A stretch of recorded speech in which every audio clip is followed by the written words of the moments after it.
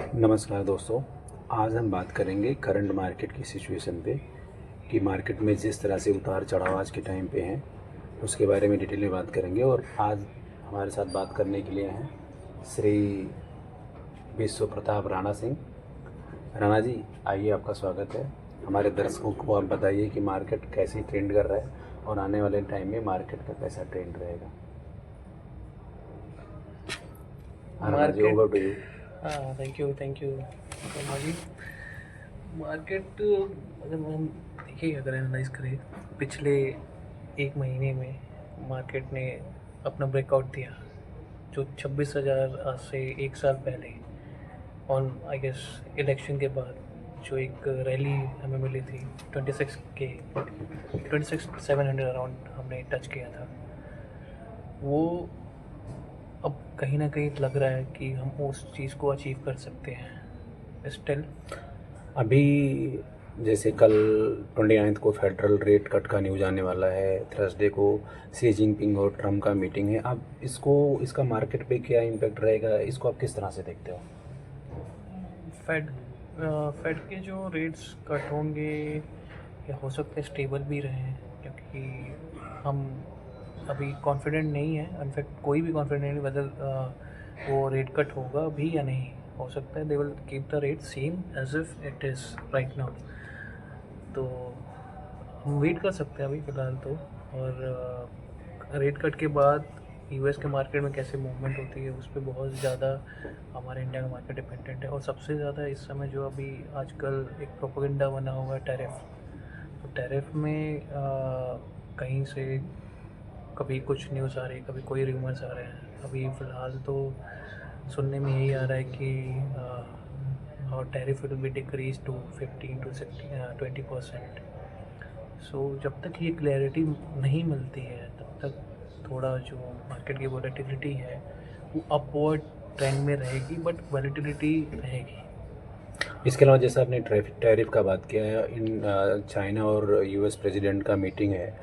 अगर वो उन पर कोई स्पेशली ये डील साइन हो जाता है कि चाइना इजीली अपना रेयर अर्थ ट्रेड करेगा यूएस के साथ और यूएस अपने यहाँ एक्सपोर्ट ओपन कर देगा चाइना के साथ, उसको आप as a globally as a Indian market prospective से आप कैसा देखते हो? इंडिया पे उसका क्या देखिए इम्पैक्ट होगा? क्योंकि जैसे यूएस ने इंडिया के ऊपर टैरिफ बढ़ाया है, उसके बाद में इंडिया की जो डिपेंडेंसी बढ़ी है वो रेस्ट ऑफ वर्ल्ड के ऊपर ज़्यादा हो गई है रादर देन यूएस। तो उस चीज़ को आप क्या देखते हो अगर उन दिनों में कोई एग्रीमेंट साइन होता है और उनकी बिजनेस डील बढ़ती है? जैसा कि लास्ट क्वार्टर में आपने देखा है कि यूएस से जब एक्सपोर्ट इंडिया का कम हुआ है तो 22% एक्सपोर्ट बढ़ा है चाइना की तरफ, जिससे इंडियन इकोनॉमी अच्छा कर रही है। तो उतना इम्पैक्ट अभी इंडिया के इकोनॉमी पे नहीं आया है। तो आप इस चीज़ को कैसे देखते हो कि अगर ट्रम्प ने कुछ कम करा टैरिफ और उनमें कोई बिजनेस डील साइन होता है, जैसा मैंने बताया रेयर अर्थ पे, या चाइना के लिए उसने अपना एक्सपोर्ट ओपन कर दिया, या कोई और डील साइन होता है, उस चीज़ को आप इंडियन बाज़ार पे कैसे देखते हो? उसका क्या इम्पैक्ट देखो पड़ेगा? जी, अगर मैं चाइना और यूएस के ट्रेड डील्स की बात करूँ तो वो उनके बायलैटरल ट्रेड्स हैं उनके। लेकिन जब कहीं पे यूएस का ट्रेड एग्रीमेंट साइन होता है तो वो ग्लोबली इम्पैक्ट करता है। हाँ हाँ, मैं इस चीज़ को डिनाई नहीं कर रहा हूँ कि ग्लोबली इम्पैक्ट नहीं करता है, बट वो हमारे मार्केट में अगर 5% का इम्पैक्ट आएगा तो चाइना के मार्केट पे इट विल बी 3/4। ठीक है।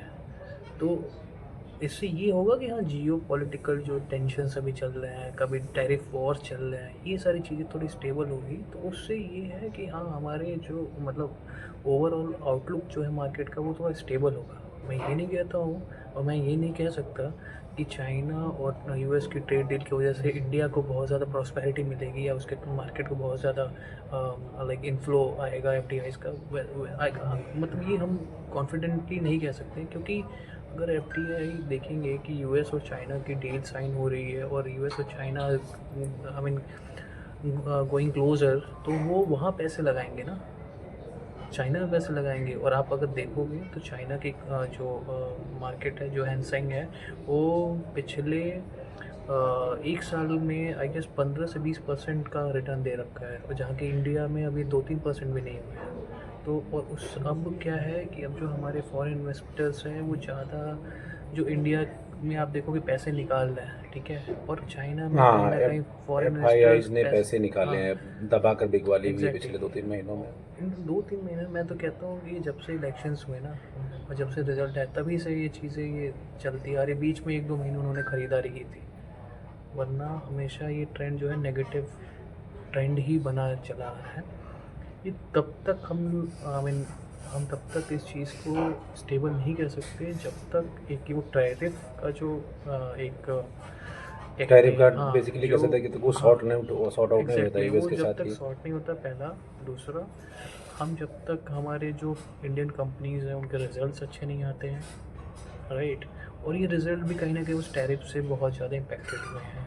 टैरिफ आपने अभी अपने हमारे कन्वर्सेशन में आपने मेंशन भी किया कि जो इम्पोर्ट एक्सपोर्ट है वो कम हुआ है इंडिया का। ऑल्दो हमने चाइना को एज अ लाइक सब्सिट्यूट वे में हमने क्या कहते हैं हमने भेजा है अपने सामान को, बट जो यूएस का मार्केट है, चाइना का मार्केट है, बहुत फ़र्क है। यूएस कुछ भी लेने से पहले सोचता नहीं है, चाइना के पास तो हमारी चीज़ों के पहले से अल्टरनेटिव्स हैं, राइट।